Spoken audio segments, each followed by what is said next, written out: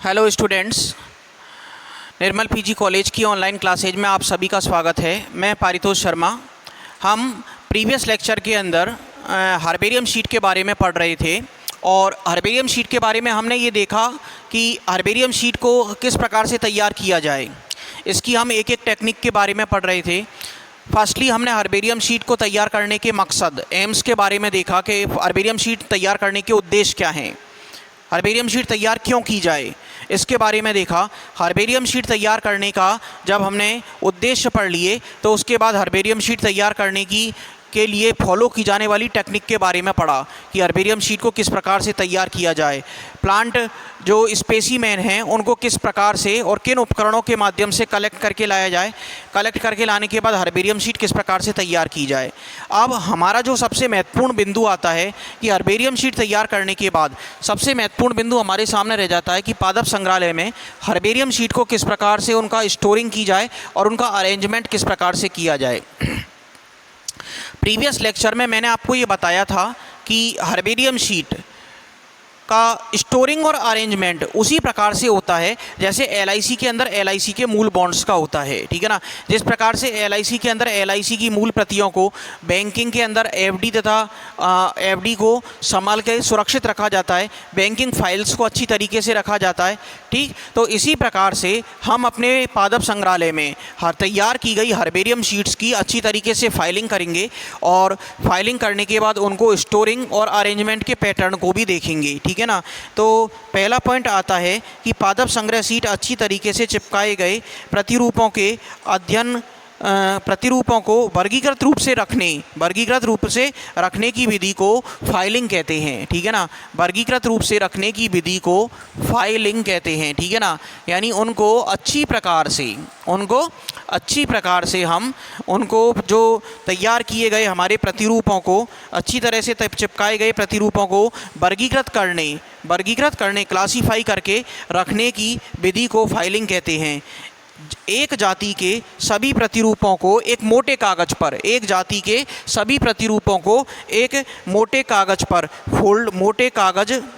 मोटे कागज के एक फोल्डर में रखते हैं, ठीक है ना।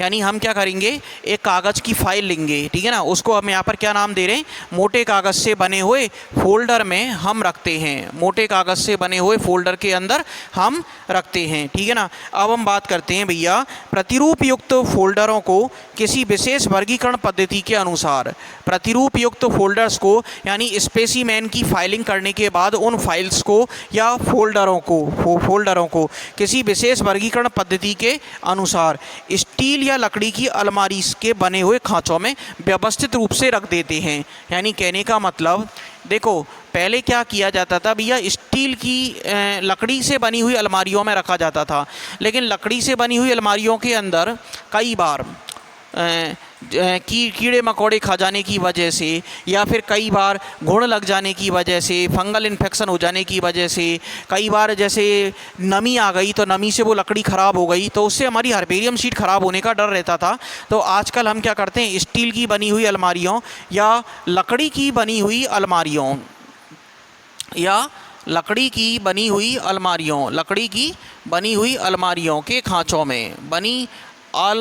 के खाँचों में लकड़ी की बनी हुई अलमारियों के खाँचों में व्यवस्थित रूप से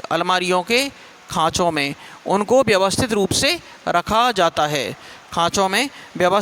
रखा जाता है, ओके।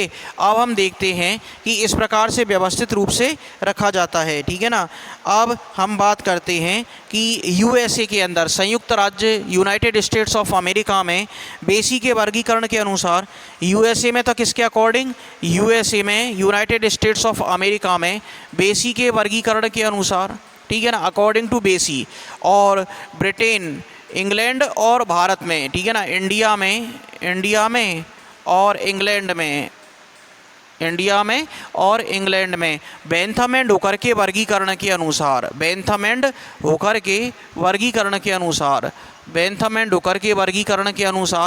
और इसके अलावा यदि हम बात करें बेंथम एंड हुकर के वर्गीकरण के अनुसार और यूरोपियन कंट्रीज़ में एंगलर एंड प्रेंटल के क्लासिफिकेशन के अकॉर्डिंग, यूरोपियन कंट्रीज़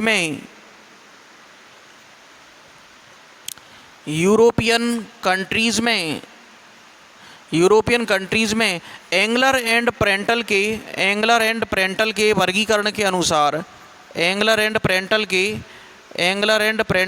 वर्गीकरण के अनुसार व्यवस्थित करके हर्बेरियम शीट को रखा जाता है।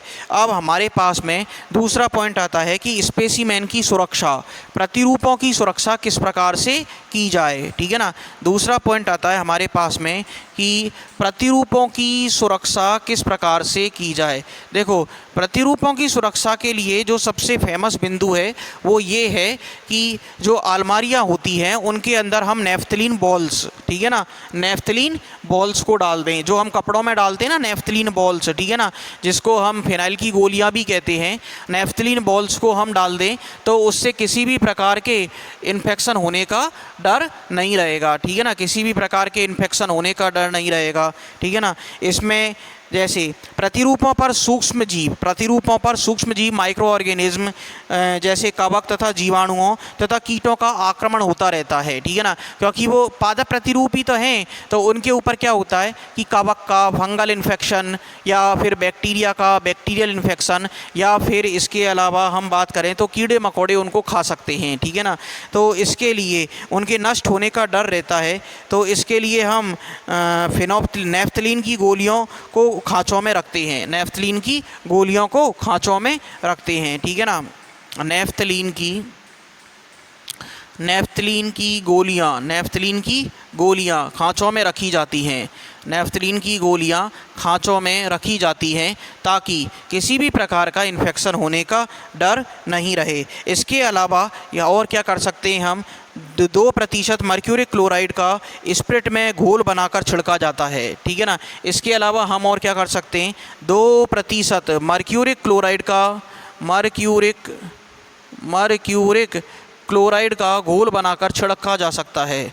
मर्क्यूरिक क्लोराइड का घोल, 2% मर्क्यूरिक क्लोराइड का घोल किसके अंदर, स्प्रिट के अंदर, मर्क्यूरिक क्लोराइड का स्प्रिट में घोल बनाकर, मर्क्यूरिक क्लोराइड का घोल स्प्रिट में, स्प्रिट क्या होता है भैया, स्प्रिट 96% एथाइल अल्कोहल होता है। ठीक है ना, जिसको हम डिसइंफेक्टेंट के तौर पर इंजेक्शन लगाने से पहले चमड़ी पर काम में लेते हैं। ठीक है ना, आपने जब इंजेक्शन लगवाओगे तो इंजेक्शन लगवाने से पहले क्या करता है, जो नर्स या कंपाउंडर होता है वो हमारी क्या करते हैं, स्किन को रब करते हैं एक कॉटन के टुकड़े के द्वारा, और उसमें क्या होता है, स्प्रिट होता है, तो स्प्रिट डिसइंफेक्टेंट होता है।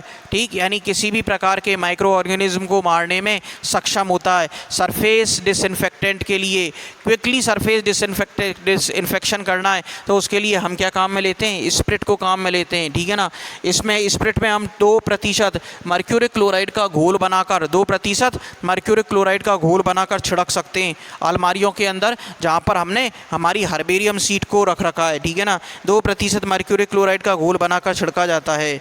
अब अगला पॉइंट आता है हमारे पास में, ये पूरा कंप्लीट हो गया। अब इसके बाद में आधुनिक वर्गीकी के संबंध में पादप संग्रहालयों की भूमिका। ठीक है ना, यानी मॉडर्न टैक्सोनॉमी के रेफरेंस में यदि हम देखें तो हर्बेरियम शीट का क्या रोल है। ठीक है ना, पादप जगत में वर्गीकी संबंधी अध्ययन तथा अन्वेषण, वर्गीकी संबंधी अध्ययन, प्लांट टैक्सोनॉमी से रिलेटेड स्टडी और रिसर्च वर्क को लेकर के समस्त क्षेत्रों में होने वाले अध्ययनों की ये एक प्रकार से धुरी है। ठीक है ना, हर्बेरियम शीट क्या है, एक प्रकार से धुरी है प्लांट टैक्सोनॉमी के अंतर्गत होने वाले किसी भी प्रकार के रिसर्च में, और उसके रिसर्च को लेकर के या स्टडी को लेकर के कोई फर्दर स्टडी करना चाहता है, रिसर्च वर्क करना चाहता है, तो उसके लिए पहले से एक बेस मटेरियल तैयार है, हर्बेरियम शीट तैयार मिल जाती है। ठीक है ना, तो ये धुरी है। अगर पौधों की जाति, गण, कुल और उनके लक्षण तथा महत्व का ज्ञान उपलब्ध नहीं हो तो हम अध्ययन प्रारंभ ही नहीं किया जा सकता। पादप संग्रहालय में आवास तथा लक्षण संबंधी जानकारी के एक महत्वपूर्ण स्रोत है, इसलिए पौधों के अध्ययन में ये एक महत्वपूर्ण भूमिका निभाता है। अब आता है हमारे पास में अगला पॉइंट, विश्व के कुछ महत्वपूर्ण पादप संग्रहालय, some important herbaria of world. ठीक है ना, विश्व के प्रमुख पादप संग्रहालय। इसमें जो इम्पोर्टेंट होंगे उनको हम देखते चलेंगे, जो हमारे बिल्कुल हमको इजीली याद हो सकें, और बहुत ज़्यादा जो फेमस होंगे केवल उन्हीं को देखेंगे हम इसके अंदर। तो विश्व के प्रमुख पादप संग्रहालयों में यदि हम बात करें तो विश्व के प्रमुख पादप संग्रहालयों में पहला आता है भैया royal botanical garden, Q, England. ठीक है ना। तो हेडिंग डालते हैं भैया विश्व के प्रमुख पादप संग्रहालय, विश्व के प्रमुख पादप संग्रहालय। ठीक है ना। ये हम वर्ल्ड लेवल की बात कर रहे हैं, विश्व के प्रमुख पादप संग्रहालय।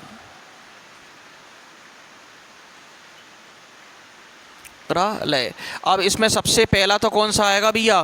पहला तो वही आएगा जिसके अंदर बेंथम और हुकर डायरेक्टर और डिप्टी डायरेक्टर के पद पर कार्यरत थे, और उनके द्वारा प्रस्तावित किए गए वर्गीकरण प्रणाली को ही हम भारत और इंग्लैंड के अंदर फॉलो करते हैं, भारत और इंग्लैंड के अंदर फॉलो करते हैं। तो इसी की दृष्टि से यदि हम देखें तो सबसे पहला जो हमारे पास में आता है विश्व के प्रमुख पादप संग्रहालयों में, पहला आता है भैया हमारा royal botanical garden, Q, England. England में एक जगह है भैया क्यू। ठीक। तो पहला आता है भैया हमारा royal botanical garden, royal botanical garden, botanical garden,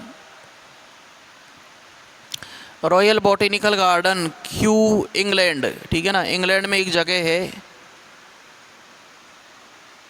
royal botanical garden, Q, England. फिर इसके बाद हमारा दूसरा आता है British museum of natural history, London, British museum of natural history. दूसरा आता है हमारा British museum of natural history, British museum of natural history.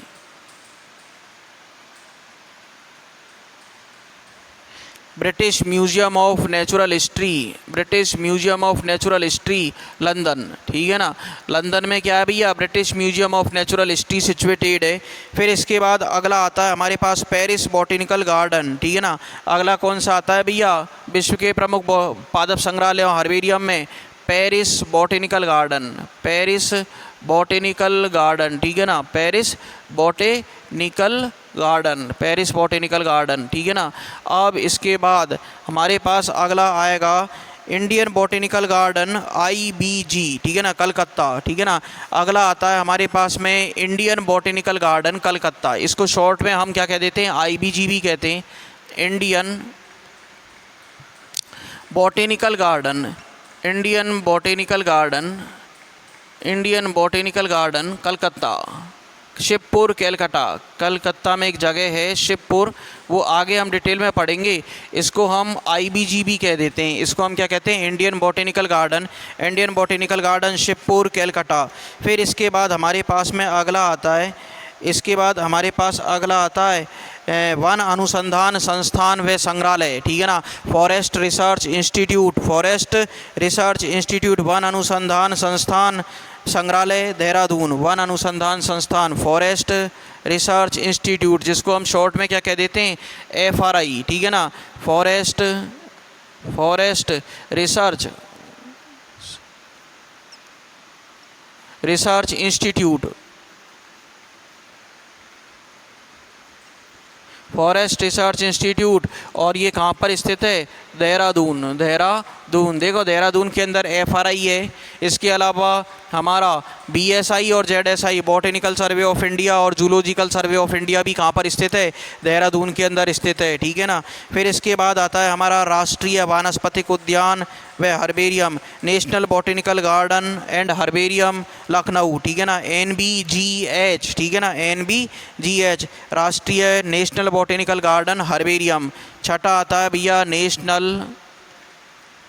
National botanical garden, herbarium, national botanical garden, national botanical garden, herbarium, NBGH, herbarium.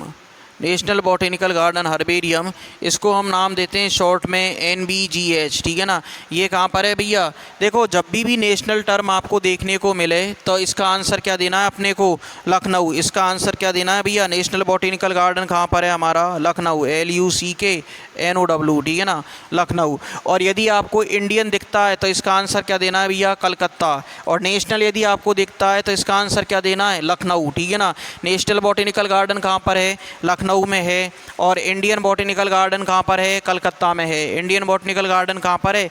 Calcutta में है, ठीक है ना भैया। ये ऐसा नामकरण में ये ऐसा डिफरेंस क्यों आया? इधर देखो, जब अंग्रेज़ों के अधीन हमारा देश था भारत, तो उस समय भारत जो अंग्रेज़ों के अधीन था, तो उस समय जो भारत के अंदर अंग्रेज़ों ने अपनी राजधानी बना रखी थी, सबसे पहले 1905 से पहले कैलकाटा थी। तो कैलकाटा में इंडियन बॉटेनिकल गार्डन स्थापित किया गया, शिवपुर कैलकाटा में, ठीक। फिर इसके बाद में जब लखनऊ में स्थापित किया गया तो उसको नाम दिया गया नेशनल बॉटेनिकल गार्डन हर्बेरियम। ये अंतर है इनके नामों में। इंडियन बॉटेनिकल गार्डन, यदि इंडियन टर्म देखने को मिलती है तो आंसर हमको क्या देना है? कलकत्ता देना है। और नेशनल यदि टर्म देखने को मिलती है तो आंसर हमको लखनऊ देना है। और इसके अलावा एक हम हमारे राज्य स्तर का भी ले लेते हैं, ठीक है ना। जयपुर पादप संग्रहालय राजस्थान विश्वविद्यालय का बॉटनी डिपार्टमेंट, ठीक है ना, जयपुर पादप संग्रहालय, ठीक है ना। 7वें नंबर का आता है हमारा जयपुर पादप संग्रहालय, जयपुर पादप संग्रहालय, पादप संग्रहालय जयपुर पादप संग्रहालय। और ये कहाँ पर स्थित है भैया? ये राजस्थान विश्वविद्यालय में, राजस्थान विश्वविद्यालय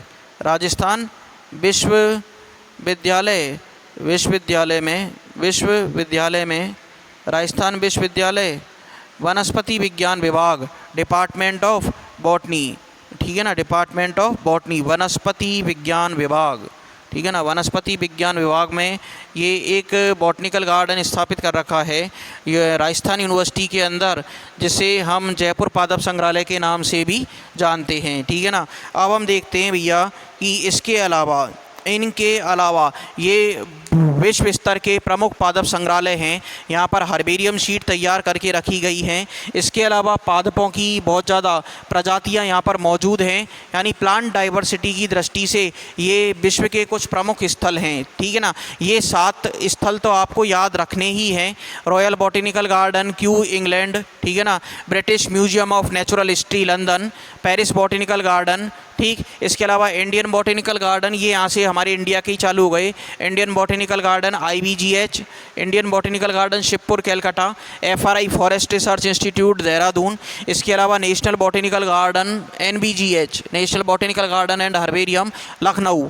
और जयपुर पादप संग्रहालय राजस्थान विश्वविद्यालय वनस्पति विज्ञान विभाग। इसके अलावा और भी इसके अंदर पादप संग्रहालय हैं, ठीक, और भी इसके अंदर हैं, जैसे botanical herbarium Melbourne, royal botanical garden Edinburgh, ठीक, बॉटेनिकल गार्डन अपसाला, ठीक। इसके अलावा botanical garden Zurich, botanical garden Vienna, ठीक है ना, बॉटेनिकल गार्डन वियना। तो इस प्रकार से और भी हैं। लेकिन हमारे पास में अगला पॉइंट आता है कि भारत के कुछ महत्वपूर्ण herbaria, some selected herbaria of India,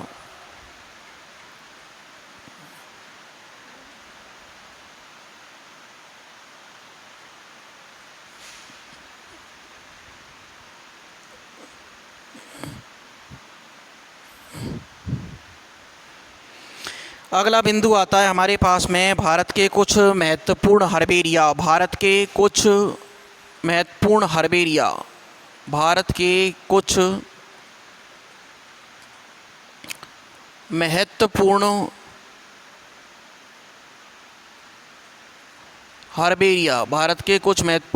herbaria. अब हम इनकी बात करें कि भारत के कुछ इम्पोर्टेंट्स हर्बेरिया ये कौन कौन से हैं, ठीक है ना। तो इनको हम एक एक डिटेल्ड करके अब पढ़ना चालू करेंगे। भारत में प्लांट टैक्सोनॉमी के अध्ययन को 19वीं शताब्दी के अंत में हुकर के द्वारा प्रकाशित फ्लोरा ऑफ ब्रिटिश इंडिया, यानी ब्रिटिश जब हमारे शासनकाल चल रहा था, अंग्रेज़ों के हम अधीन थे, तो उस समय हुकर के द्वारा ठीक है ना, फ्लोरा ऑफ ब्रिटिश इंडिया लिखा गया, जिससे त्वरित गति प्राप्त हुई। यानी कहने का मतलब हमने जो फ्लोरा देखे वो एफआरआई के द्वारा जो प्रस्तावित फ्लोरा के जो पैटर्न थे वो 3 टाइप के हमने फ्लोरा देखे थे। वो फ्लोरा कौन कौन से थे? एक तो देखा डिस्ट्रिक्ट फ्लोरा, एक देखा हमने स्टेट फ्लोरा, और एक होता है हमारे पास में कौन सा? नेशनल फ्लोरा, ठीक है ना। अब नेशनल फ्लोरा, अब तक हमारा नेशनल फ्लोरा कंप्लीट नहीं हो सका है। आपको ये जानकर अत्यंत बहुत ज़्यादा एस्टोनिश्ड हो गए, आप आश्चर्यचकित होंगे कि अब तक हमारा नेशनल हर्बेरियम तैयार ही नहीं हुआ, ठीक है ना। यदि इसी रेफरेंस में यदि इतिहास के क्रम में देखें तो अब तक हमारे जो इतिहास का जो ऑर्डर था, इतिहास का जो अरेंजमेंट था वो तैयार नहीं किया जा सका, ठीक है ना। आप इतिहास की भारत की बात छोड़ो, राजस्थान का तैयार नहीं किया जा सका।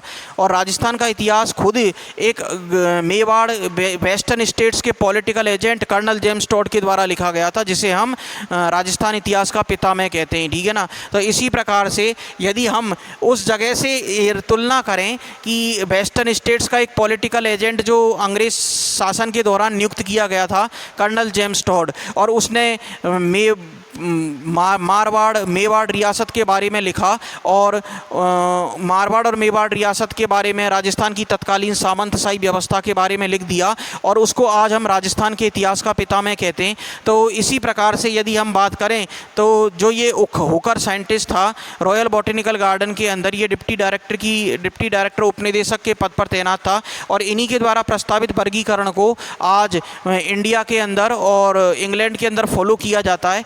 और हुकर के द्वारा ही सबसे पहले प्लांट टेक्सोनॉमी से रिलेटेड 19वीं शताब्दी में फ्लोरा ऑफ ब्रिटिश इंडिया लिखा गया, ठीक है ना।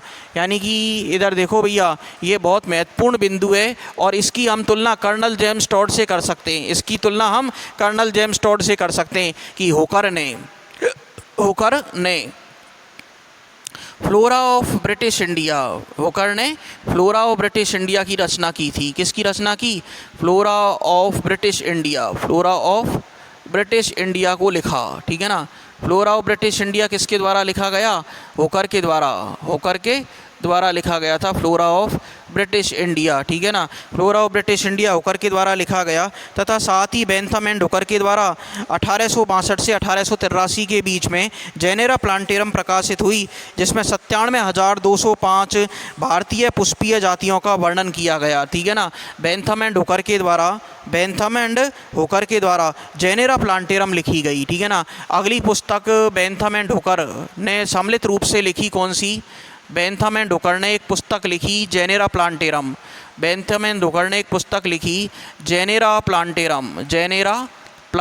ठीक है ना, जेनेरा प्लांटेरम। और इस पुस्तक में जेनेरा प्लांटेरम के अंदर 97,205 पुष्पीय पादप जातियों का वर्णन किया गया। 97,205 पुष्पी पादप जातियों का वर्णन किया गया। और यदि हम बात करें, इन कार्यों की वजह से प्लांट टैक्सोनॉमी में बहुत ज़्यादा अभिभूत वृद्धि हुई, और इन प्रकाशनों के बाद में भारत में वर्गीकी के अध्ययन से संबंधित अनेक शोध पत्र, रिसर्च पेपर्स, और इसके अलावा फ्लोरा यानी किसी क्षेत्र विशेष में पाई जाने वाली वनस्पति का वर्णन क्या कहलाता है? फ्लोरा, मोनोग्राफ आदि का प्रकाशन हुआ, तथा पादप जातियों को सुखाकर संग्रहित करने की टेक्निक, जिसको हमने क्या नाम दिया था? हर्बेरियम, बनाने के कार्य में आशानुकूल प्रगति हुई। भारत में हर्बेरियम स्थापित करने के कार्य की पहल भारतीय वानस्पतिक सर्वेक्षण botanical survey of India,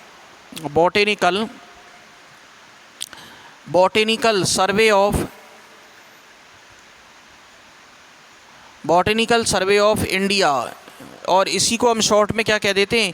BSI, botanical survey of India ने भारत में सबसे पहले हर्बेरियम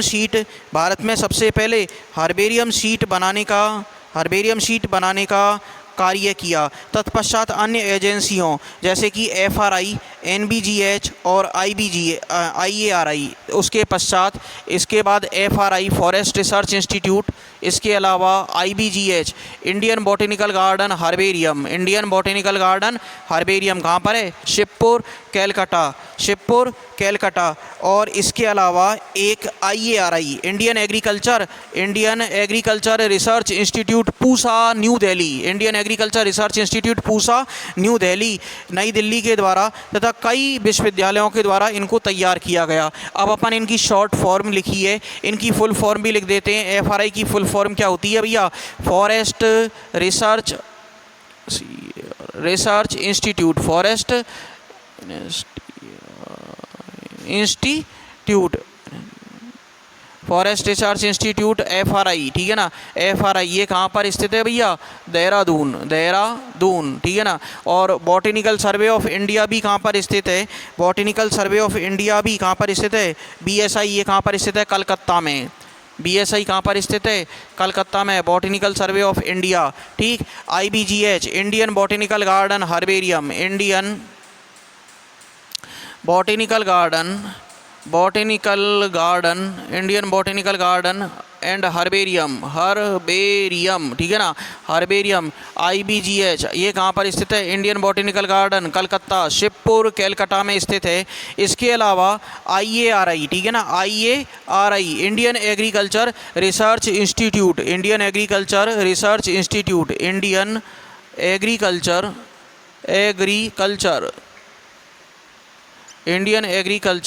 रिसर्च इंस्टीट्यूट, ठीक है ना। कहाँ पर स्थित है ये? दिल्ली के अंदर एक बहुत बड़ी कॉलोनी है साउथ ब्लॉक के अंदर, पूसा न्यू दिल्ली, जहाँ पर MS स्वामीनाथन के द्वारा गेहूं की नई किस्म तैयार की गई। और यहाँ पर आज की डेट में क्रॉप्स में के क्षेत्र में ये एक अच्छी संस्था है और यहाँ पर नई क्रॉप्स तैयार की जाती हैं, ठीक है ना। तो सबसे पहले इनके द्वारा और फिर कई यूनिवर्सिटीज़ के द्वारा हर्बेरियम शीट तैयार करने का कार्य किया गया, फिर इसके बाद में हर्बेरियम से शीट तैयार करने का कार्य किया गया। और इस प्रकार से हर्बेरियम धीरे धीरे विकसित होने लगे। अब हम एक एक करके हमारे CNH central national herbarium Calcutta और नेशनल बॉटेनिकल गार्डन लखनऊ और Indian botanical garden Shivpur Calcutta, इनका हम डिटेल्ड स्टडी करेंगे अपने नेक्स्ट लेक्चर के अंदर। और आज हम अपने लेक्चर को यहीं पर ड्रॉप कर रहे हैं।